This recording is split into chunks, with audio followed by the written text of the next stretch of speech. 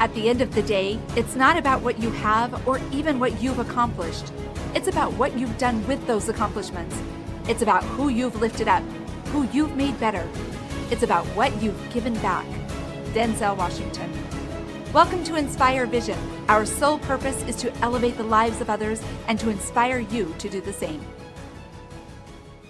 Marko, welcome to the show. Thanks for having me, Dr. Doug. It's great to be here. So I'm looking at your name on here, and it's a little bit different than what I just called you. Can you explain that? Yeah, that would be because I did a call with my brother earlier today. His name is Miroslav. That should be reading fine now. There we go. There we go. Okay, I was just wondering if we had dual personalities here. Just wanted to make sure. Anyway, That's fine.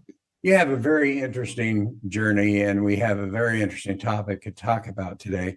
Would you share with the audience, number one, where you're at right now, and then also your journey? What brought you to this point of writing your book and doing all of the retreats that you're doing and that type of thing? Mm-hmm. Yeah, absolutely. So right now, I'm calling in from Serbia in Europe. This is home country, if you will, where I was born, but where I've spent very little time in my life. I was raised in Australia for 30 years, so that's where the accent's from. Okay. And then the last 5 or 6 years, I've spent living a very nomadic experience of life, actually. It was right during the time of the pandemic that I came to terms with the fact that I was living a life that wasn't deeply inspiring to me, even though I was giving everything of myself to that life. And it was a beautiful life, but I didn't feel inspired on the inside. And that was right at the age of 29. I was looking down the barrel of my 30th birthday. And I said to myself that if this is what life is moving forward, I'm not that interested. I want a life that's deeply inspiring, that burns red hot. Like when you see a beautiful fire crackling away and you see those red hot coals, that's the kind of inspiration I wanted to feel. And so I made a fairly unique decision where I sold everything that I owned, including a 40-acre property. I parted ways with my partner at the time, and I booked a one-way ticket into the unknown, which was to Mexico for me. Wow. So I booked a one-way ticket with nothing more than one suitcase and one guitar in the other hand. And I went to Mexico only knowing one person over there, not speaking the language, not really having a plan, but having a sense of inspiration that I was being called there. And so that was about 5 years ago now. And since then, it's been a life of really crafting out and chiseling out a life that is inspiring. And I feel very blessed and grateful to say that today I do get to live a life that is deeply inspiring to me every single day. I have conversations that are deeply exciting to me, and I do work that I feel is of service and of value to humanity at a larger scale beyond myself. So, and when did you write your book, and what motivated you? And obviously let the audience know what the name of your book is. Yeah, of course. So the name of the book is Soul Path, and I spent all of last year writing it. So I spent 9 months writing the book. I did about 70 revisions during that time. I was manic about that piece of work, that book being one of the masterpieces of my life. So I really wanted to give it everything that I could. And during the writing process, I had a lot of people give me feedback. They're like, "Oh, you've done enough revisions, just put it out there." But it didn't feel complete for me in my heart as the work of art that I wanted it to be. So I kept working away on it for about 9 months and then spent a few months launching it towards the back end of last year. As far as what the book entails is, it's just 22 short stories of my journeys through Mexico and other lands that was largely around following what I refer to as the soul path. And the soul path for me is nothing more than that life of highest inspiration. And some people can call it the universal plan, God's plan, the most aligned path. For me, I just call it the soul path because during my time in Mexico over the last 5 years, I started to have encounters with life and experiences that felt like I was living a movie script that I wasn't even aware of. So it wasn't like I sat there with a pen and wrote down all these experiences that I want to have, like a bucket list of items. No, these were experiences that were so unique and so beautiful that there was something far greater than what I could imagine at the level of my mind and who I know as Marko. It was something that gave me a taste of life that was so much greater. And so I call that the soul path because I experienced it as if at some level, my soul decided to have these experiences, and it was up to the human, me, whether or not I was willing to go through with it. For me to go through with it, it looked like, selling everything I owned, going to Mexico. It also looked like a 9-month period of silence, which was a big devotional chapter of my life, where Mhm. I spent a lot of time in silence. And during that time, I got to experience a lot of sacred sites according to indigenous cultures that are still very much alive, different rites of passage, initiations, and ceremonies, which were all beautiful things that allowed me to appreciate life at a deeper level.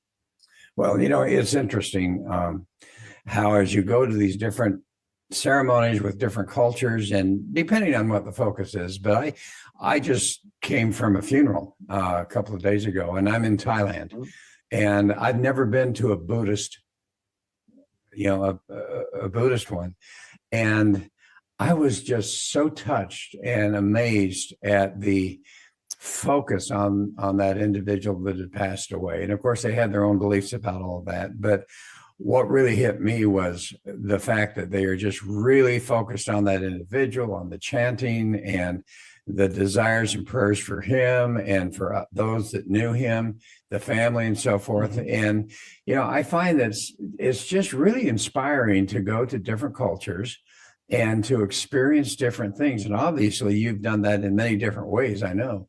And yet, I think that's really cool that you've been able to do that. And, one of the things that you talk about is a sacred pause. And as you talk about your life now, you walked away from everything, which is extraordinarily brave. And yet you've reached a point in your life where, have you reached that sacred pause? Have you reached that point in time where you're really experiencing what you want to experience in life? Yeah, absolutely.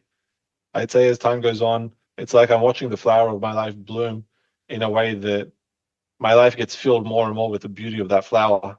So what I mean by that is, like, where I'm at right now, I'm completely satisfied with not satisfied, but like I'm completely in touch with life, right? I feel that aliveness, that inspiration of the red hot coals that I referred to before. And I stay equally excited for what I see in the future in terms of where my inspirations lead me, right? So last year, the inspiration was to write the book. During the writing of that book, I felt all the inspiration of life that I could feel. I'm now done with that, and now I'm in the stage of speaking about the book, doing some events, and then eventually towards the back end of this year, and in a couple of months' time as well, leading some retreats. So Okay. yeah, I'd say that at large, 90 to 95% of my life, I'm very much living what I refer to as the soul path. Well, and as you were going to all those different cultures and going through all those processes, we talk about personal development, personal transformation. Obviously, you experienced a major transformation in your life from what you're describing. Um, was a lot of what you were doing really going through what we would call personal transformation? Question number one, and I've done this so many times, asked multiple questions. So question number one is, were you going through that with all of these processes you were experiencing? And number two, I know that you talk about the fact that that personal transformation can actually get to a point where it becomes a loop. And you can get caught up in that rather than achieving ultimately what you're looking to achieve. Can you address question number one, what did you do? And question number two, Sure. about the loop? Yeah. So question number one, absolutely, it was a consistent theme of personal transformation. And I'd say at varying layers, right? Like we have personal transformation at the level of the mind. Then we have personal transformation at the level of the heart, of the body, and then at the level of the spirit, of the soul. And I feel like each one of them are valid, and each one of them allow us to experience life in new ways. And actually, to give a little more context to that, I'd say that we're in a constant state of transformation. And what I mean by that is one of the indigenous language groups that I got to learn from is called Nawat. And in Nawat, when you ask them what color is a leaf, for example, they don't say green or brown. They'll either say becoming green or becoming brown, which speaks to the cyclical nature of life, that we're in a constant state of movement. Like we're never one thing. We're always in some kind of, we're leading towards a new expression. At the same time, we're letting go of an old form of expression, right? Right. So how that might manifest for me in my life and how it relates to me in my life is, for example, if I didn't allow myself to transform, I may have only ever titled myself with a hat as an author and never allowed myself to run a retreat, right? Because now I have to be a facilitator. It's a different hat that I'm wearing. And so this being finally attuned to this theme of transformation allows me to recognize the different characters that I get to play in my life. As far as the trap within self-transformation, I absolutely agree that it is a big one and one that far too many people spend time in. And it can look like a really beautiful thing from the outside. Oh no, like I still feel that I have work to do. I still feel that I can transform. And that's all well and good. But there's a point where we have a discipline, whether it's yoga, meditation, the work that I do, going to pilgrimages and sacred sites, where it allows us to become the better person. And then there's a point where within that practice, we'll get inspirations to do something else. So what are the other things that we'll get inspiration for? Well, we might get the inspiration to write a book. We might get the inspiration to facilitate some of this work that we've been doing for some time. We might get the inspiration to have certain conversations with people that we've put off for too long. We might have inspirations to do many different things in life. It's like life starts to assign us homeworks, right? And we'll oftentimes put the homework on the back burner to stay with the discipline. And the discipline in that way becomes like a blinder on our eyes, where it traps us in this idea that we're doing something good, but in fact, we're not living anymore. Now we're just doing the practice for the sake of the practice and not to engage with life at a deeper level. So it's like there's this balance of transformation of recognizing that at each level that every time I've gone to a ceremony or one of these experiences or a rite of passage, there's been very clear tasks that I knew that I had to take care of. And had I not taken care of them, then I wouldn't have advanced myself as an individual. Well, and it's interesting. I tell my kids a lot, my children, that life is an adventure. And talking about this, and I've done this a lot when I've worked with clients, that there comes a point in time where here's your goal, here's what you want to achieve. But once you've achieved it, what are you going to do?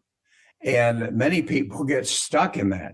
They've achieved it and all of a sudden they get stuck, rather than realizing that there are always adventures available to them. Yeah. And for you, you're living this life now of a quiet type of a still moment in your life, and yet you're still listening to that inspiration, to that spirit that says, all right, you're writing your book, you've written your book, here's something else you can do now. And I think that's so important for people to understand, that life is not stagnant.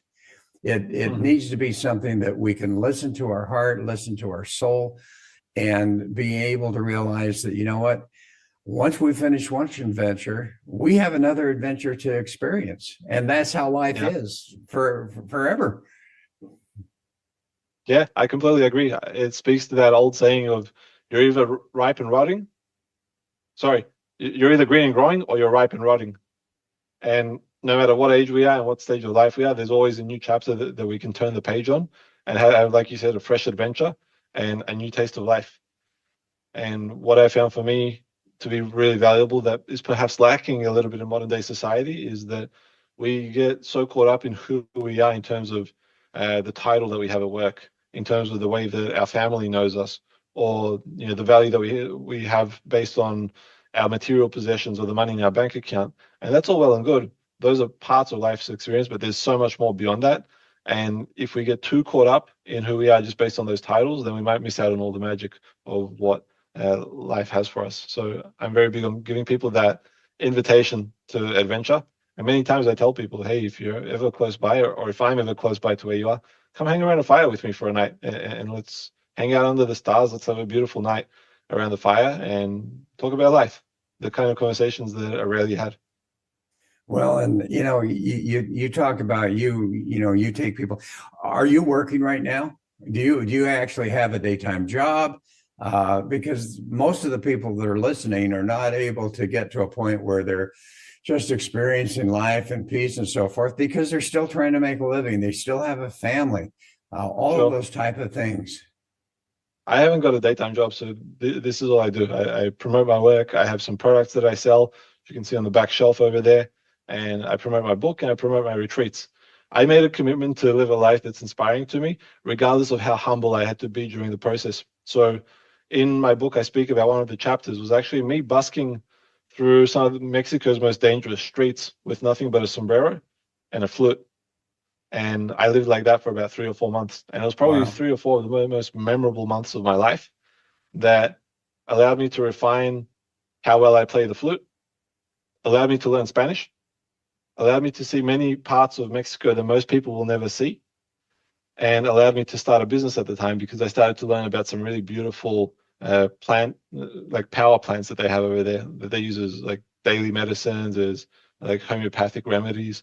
And so I started to learn about these things and then eventually made products out of them that I'm blessed enough to sell all over the world today. So it's been a journey of me just following one step to the next, but also being humble about my situation. So there was a time when uh, I like during that time with the flute, I didn't know if I'd have a roof over my head for many nights in a row. But somehow life kept taking care of me. Someone would offer me something, or I'd make a little bit more on the streets when I was busking, and or like someone would give me a more generous contribution. Something would always open up. And I feel that's the dance with faith that we take on. If we want to live a life of inspiration, we're going to be tested against our comforts, right? It's a lot more comfortable to know, hey, I've got my job and I get my paycheck of X amount every week or every month, and to have that security. But as that saying goes, life is outside the comfort zone. The magic of life is outside the comfort zone, right? And I was Go just ahead. willing to dance outside of the comfort zone, I'd say, for a much more extended period of time than some people allow themselves to. And I don't consider myself special. I just wanted to be a messenger for the possibility of that. That was the purpose of me writing the book. Well, and you're blessed to be able to do that. But one of the things that comes to my mind is so often people get so caught up, and you kind of referred to it, and we can talk about ego or whatever you want to call it, but they're so caught up in their work, and maybe importantly so, because they're trying to support their family, pay for a nice home, with their kids and so forth, if that's the case, and that becomes their life. And it's fascinating to me that we can get so stuck in that and not realize that, there's this whole concept of black and white, either or. And I always go by the concept of both and I think that's so important. I remember I was working with one client in his business years ago. And when I really sat down with him and said, all right, what are your goals here? His real goal was to spend more time with his family, with his wife, with his children. And it's like, okay, so we worked on the business, but with the whole point of giving him more time. And ultimately, he started making much more money in his business. Yeah. And he now had time to be with his family, with his children. And I think so often we get so caught up in just one-sided focus rather than recognizing that, yes, we have to support ourselves. We have to support our families, whatever that is.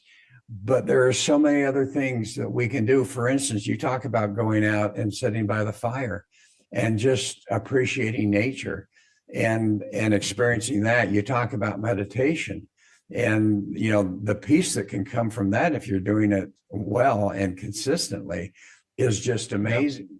So how do you, in your book, do you talk about that a bit, about how to become a both and minded person rather than an either or?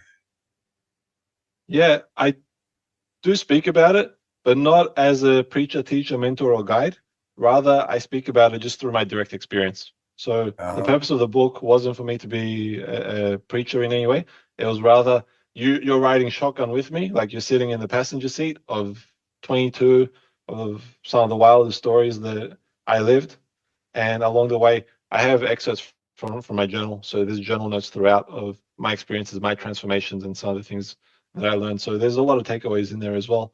But I feel what you're speaking to there is really valuable on ego. For me, the ego is kind of like this thing that generally gets bastardized, but there's good aspects and there's bad aspects to ego, or more than good and bad, I'd say useful and not so useful, right? The useful aspects of the ego are the ones that tell me who I am. So if I didn't have an ego, I wouldn't understand myself as being Marko or anything like that. And you hear some stories where there's like ascended teachers that have walked on this earth who have been in such an elevated state that they didn't have a sense of ego, that they walk around in underwear through cities and stuff like this because they didn't have a sense of, hey, like it's appropriate to put clothes on when I go out. And they were just living in a completely different world. So there's that aspect of ego that's really valuable. That helps me to understand, well, what are the commitments that I made? What are the promises that I made to my family, to my friends, to my work, and all these things, right? And then there's the not so useful parts of ego, which is the parts of us that keep us dominant and safe, right? And those are the parts that inhibit growth. So what you're speaking to there about the example of the man who wanted to grow his business and spend time with his family, the life that gives us both is always going to require a little more growth from us, but it's always going to give us the greatest leverage and inspiration. That's the way I've experienced it time and time again. So it's not a question of can I have one or the other, it's how can I have both? And I feel like that's one of the questions that many people never ask themselves to begin with. They say, oh, I can't because of, and it's easy to justify that, like anyone, and in fact, most people do exactly that. But to sit and actually open my mind and say, how can I create a life where I can have both of these? Well, that's a beautiful dance to play with my imagination. And the moment I start asking that question and leaning into it, the moment this life starts to speak back to me, I might come across a teacher, someone like you that could help me out with growing my business, or something else might open up for me. Yeah, and we talk about, and I love the word you were talking about, becoming. In your example with the leaves, they are becoming green or they're becoming brown, and we are becoming, and I think that's so important for people to realize, is that part of what we're trying to accomplish here on the earth is to become the best version of who we actually are. And as you talk about the soul path and people really starting to discover their true path, what are some of the modalities of that? And there are different modalities, and based on your personal experience for you, what are some of the advantages and disadvantages of the different modalities that exist, and in helping someone to really discover their purpose and their soul path? Excuse me. Yeah, great question. I'd say that those words that are ever so true is that all paths lead to home. And so modalities for me are nothing more than a system or a framework that allows me to understand a pathway, right? And there's different pathways for different people, and they're all valid to the degree that they don't become a framework that I live by. So what do I mean by that? I mean that if I sit and meditate for 20 minutes a day, and it makes me a better human because I'm more relaxed, I'm more centered, I'm able to be more present with you, with my family, with everything that I do, then it's done the job. If I can't live my day unless I've done my 20-minute meditation, now it's controlling me and I'm no longer steering the wheel. I'm a slave to it rather than it being something that uplifts me. And I'd say that's a fine line that we all have to look at, because we fall in love with the things that support us, right? So if I get profound transformation through spending time around the fire, and then I might become the person that screams from the top of the mountains that everyone should do that, but it's not everyone's path. Someone's path might just be to write their own book, and that may be the most transformational process for them, right? So each one has their own path, and they're all valid to the degree that they don't become a thing that we are enslaved by. As far as my journey and the things that have helped me out the most, I'd say at scale, it's been time around the fire. And the reason why is because when I look at all the traditions from all around the world, spiritual and religious traditions, they all work with the fire in some way. Whether it's a candle in the church. So I was raised in a Serbian Orthodox background, right? So growing up, mom and dad took me to church, and I learned about the importance of lighting a candle for all of those that are living, and lighting a candle for all of those that have passed on. And I could see the way that the priest would work with the candles and all of that. So there's an element of fire there. There's also an element of fire through the smoke where they'll burn the incense. And then when I look at indigenous traditions, whether it's the Buddhas, whether it's the in Africa, in the Aborigines in Australia, the Native Americans from the north, central, or south, and all the way through Europe, the way that my ancestors before they were Christian, they were pagans. And the pagans all honored the elements, the fire, the water, the air, the earth. And so this theme of fire for me has been something that's been very alive for me in my life. And I'd say why is because as time has gone on, I've come to appreciate that fire is the only element that can't be made dirty. So when you look at the waters of today, a lot of our water has been ruined. It's got chemicals in it and all these kinds of Yes. things. The air is polluted. The earth is polluted. You put something into a fire, it cleans it right up. It purifies, right? Yeah. So Well, you yeah. can't make a fire dirty. And so I love that element that it keeps something so pristine and pure and clear, and it offers me that same level of purity in my life that I get to experience that I can't say that I've consistently found elsewhere. So I've enjoyed it because of that, and also because the fire to me is almost like the script of life. If I only go back a few generations, in almost all around the world, our ancestors would have been spending time around the fire, communing around the fire. It's only in the last few generations that we've started to steer away from that. And so there's something ancestral there in our memory that speaks to our being that you can't even quite put into words. But everyone feels it when they're around the fire. Well, and that's interesting you say that. As I said, I was at this funeral, and I don't speak Thai, so I'm trying to get some of my questions answered. And Sure. what I found fascinating is they cremate here for the most part here in Thailand. They don't bury, and I think a lot of it has to do with the space, but also I think I found out that they really have a belief in Buddhism that cremation creates it's done by fire, and that tends to free the soul and burn the negativity of the body and so forth and free the soul. And as I thought about that, what comes to my mind is that I really believe, as with a Christian background also, that there is a fire that exists within each of us, and it's that light. And you talk about wisdom, elemental wisdom, and something that comes to my mind is, where did that wisdom come for you? I know that in my own life, I've experienced times where it's like, okay, this is the path that you're going to take. And sometimes it's just been way off the wall. And it's like, really? But okay, I'm going to do that. And I think people sometimes struggle with understanding the trust that they can put in that wisdom, in that inspiration that comes to them, that may actually come from them and they don't realize it. Yeah, it's an interesting conversation. And I'd say that you're speaking to something very primal that is easily dismissed in the modern day because we're so tied to technology, to what we read, what we see on a phone. And like if it's not material, how do I justify it? That's typically what's going on in people's unconscious wiring. But our ancestors never lived like that. There's stories where, for example, the Bushmen of the Kalahari Desert, when researchers went out to understand their ways of life, the Bushmen were confused and saddened by the fact that the researchers couldn't hear the echoes and the songs of the stars. Wow. Now think about that as a concept. For us, that seems like a fairy tale, but that's how they live their lives, right? Yeah. And so to me, that was just one demonstration of like how far we've distanced ourselves from the primal forces of life. And to bring it to what you were speaking to of, like getting this sense of inspiration or something like this, it's happened to me many times. I mean, that whole decision to sell everything happened with a flash of light. It was like a lightning bolt struck me in my heart with a resounding truth that said, you're complete here in Australia. And even though I didn't know rationally or logically what my next step was, I felt it in me and I knew it was alive. And shortly after that, within 24 hours, I got a message inviting me to go to Mexico.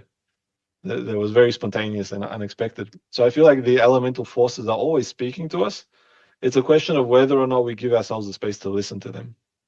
Well, and I think one of the challenges, I mean, I think of myself, I experienced the same thing a little bit later on in my life than you did, but I experienced the same thing. I was actually in Cartagena and going through a meditation week program with Joe anyway. And what fascinated me is somewhere along that line, that inspiration, that sense was, you know what, it's time to experience Asia, and it specifically became Thailand. And I had spent some time in Vietnam, and so I appreciated the culture to some degree. And I just made the decision, I'm going to do that. And all of a sudden, 3 years later, I'm here, and I'm, pretty much here full time.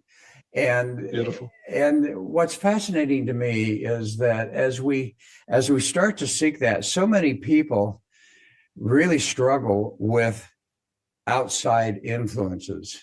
I mean, my kids struggle with the fact that I'm not there with them and with the grandkids, and I struggle with that too. But the reality is so many times that as you're surrounded by friends, by family, and you gain this inspiration that, all right, this is kind of a path I want to follow.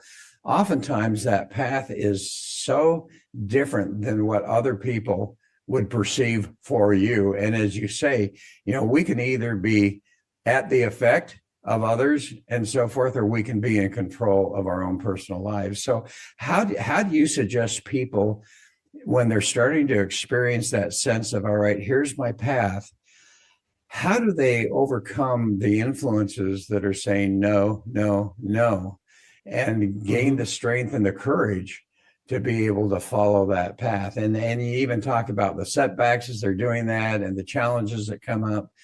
How are they able to overcome that, in your opinion? And how would you advise them to move forward on those paths? Yeah, it's a great question. The way I've dealt with it in my life is, I'd say, fairly unique to what most people do.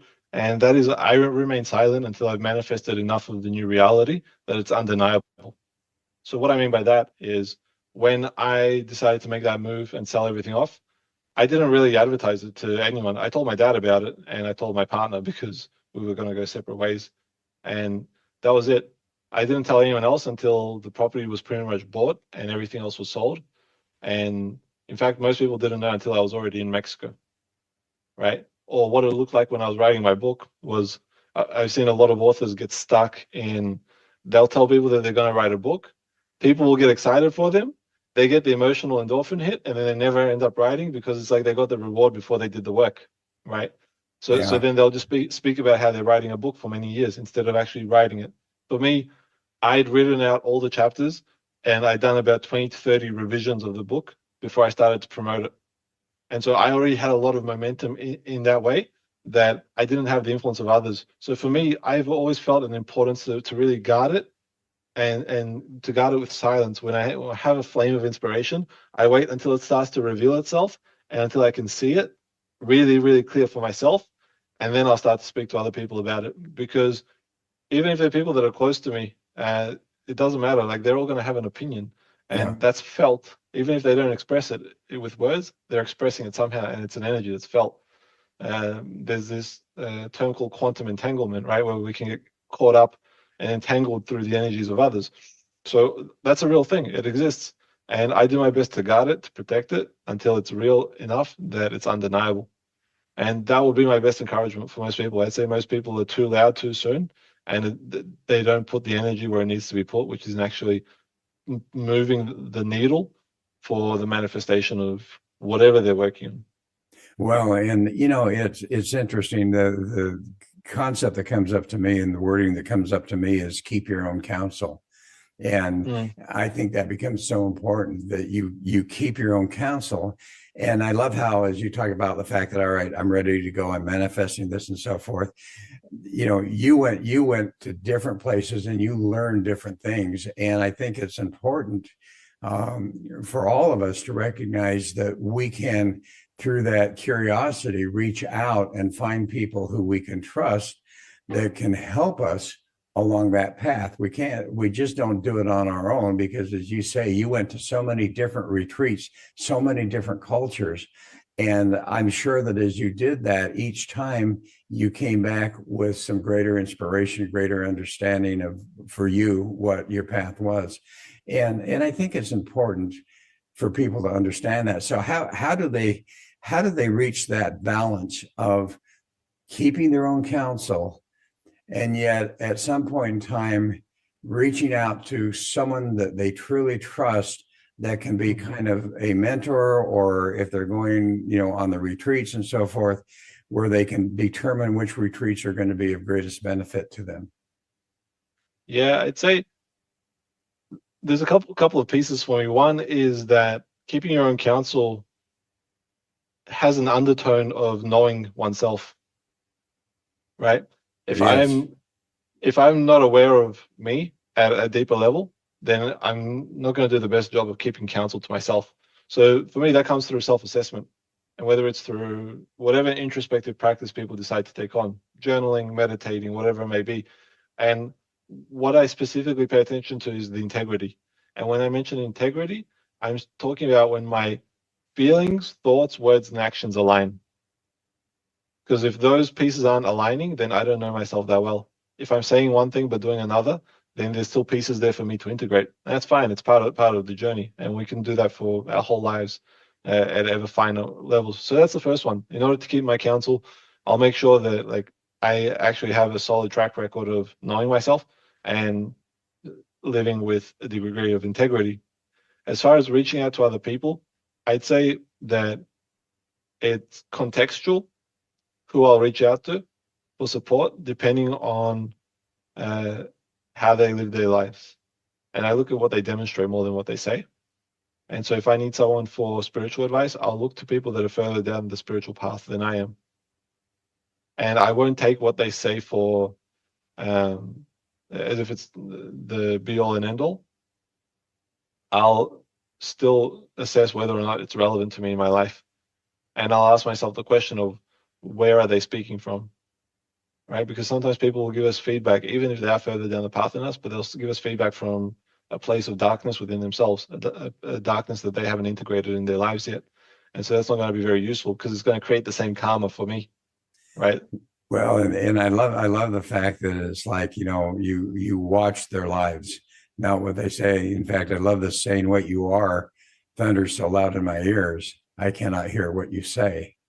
And, in beautiful. some cases, that's more of a negative approach, but I think you can reverse that and become a positive statement that, what, I will observe who you are, and I don't care what you say, because there's so many people that say, "Oh, this person's that," and so forth. But when you get to know them, you realize that they are truly a loving, kind, honest, full of integrity individual, and that they just have people out there that are either jealous or just bullying or whatever and trying to put them down. So I think being able to identify people based on who they are, and as you watch who they are, it helps you to understand that these are the people that can be of value to you. Yeah, absolutely. Well, so as we come to a close, Marko, what would be a message that you'd like to share with the audience, kind of a final message?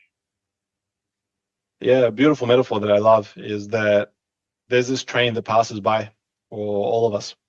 And sadly, most people never take the step to get on the train. And that train is that path, that soul path, that true path that we were speaking about before. So my invitation to people is to step on the train and go for a ride, because they can always get off at the next station and come back to what they've been living. But what they won't get is the time that they spent not thinking about it. The universe doesn't work in terms of any time other than right here, right now. So when we sit there waiting for the right time, it's actually never going to arrive.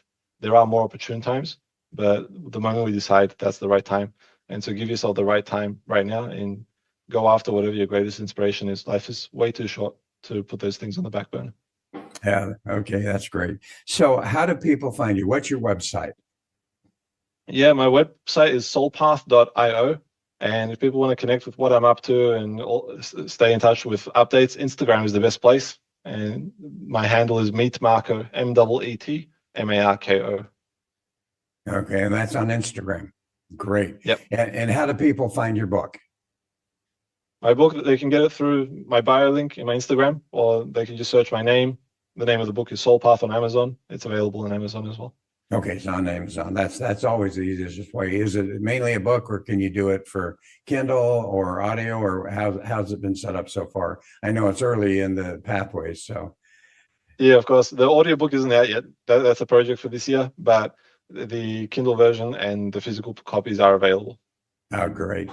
Well, Marko, thank you. This has been a great discussion, and I really appreciate it. The ideas and the philosophy that you've shared, I think, is so important for people to understand that reaching that sense of peace in your life and being able to realize that, yeah, life still happens, but being able to mentally, emotionally, spiritually recognize that, you know what, I am reaching that sense of peace, I think is so important. And that's obviously what you're teaching. I agree. Thank you so much, Dr. Doug. It's been great. Thank you for the work that you're doing and putting messages like this out there. And I want to say thank you to the listeners as well for tuning in. Well, I appreciate it. And folks, hey, thanks for listening. I hope this has meant something for you. And get to the website, get to the book, some great insights there. Anyway, this is Dr. Doug saying namaste.